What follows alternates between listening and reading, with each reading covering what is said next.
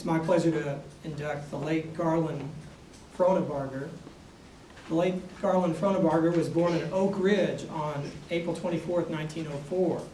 He attended Southeast Missouri State University and earned a degree in journalism from the University of Missouri in Columbia in 1927. He and his wife, his young bride, the former May Whitener, returned to Cape Girardeau with their new son, Bill, in 1927.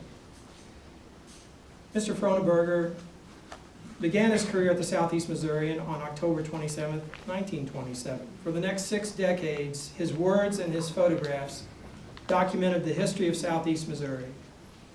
His burgeoning photographic skills, nurtured by a Cape Girardeau studio photographer, were truly tested in 1937 when he covered a devastating Mississippi River flood.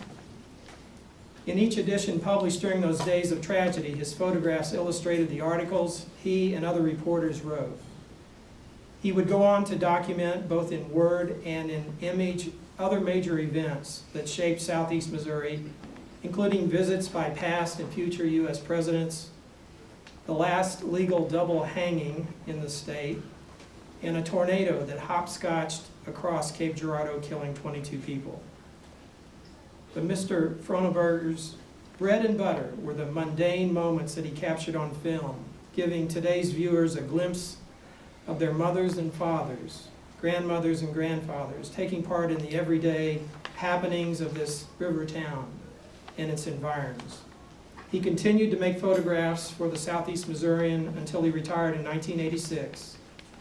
He died on November 21, 1992 in Cape Girardeau.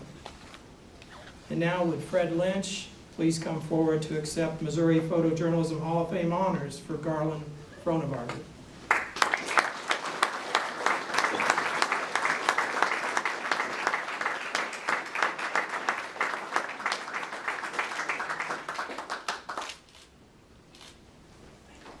No, we won't be here all afternoon. I started my career just out of college at the Southeast Missourian in 1975. When I met Garland Fronabarger, he was the business editor at the newspaper. He would sometimes ask me to roll a short, as he called, a short piece of film because he needed to make a picture of a business building for his column. At the time, I knew nothing about his illustrious photography career.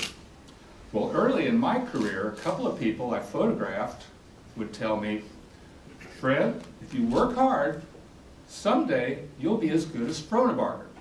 He only took one shot. Did I mention that everybody knew him as Frony? Anyway, one day I asked him why some people called him One-Shot Frony. And I imagined how cumbersome it was to hoist a 4x5-inch speed graphic camera before he converted to 35mm in the 1960s. Well, one day I ventured into a storeroom and found boxes and boxes of old sheet film negatives that were his. So anyway, he answered me, I had to buy my own film. Well, the newspaper hired him as a writer back in 1927, but eventually the photo bug bit him, as he said, and he learned photography. He eventually became a freelance photographer because he just had so much work to do, but he kept a darkroom at the newspaper, and the newspaper had first call for his services. Well, about 10 years ago, we took all those thousands of 4x5 film negatives and we had them digitized.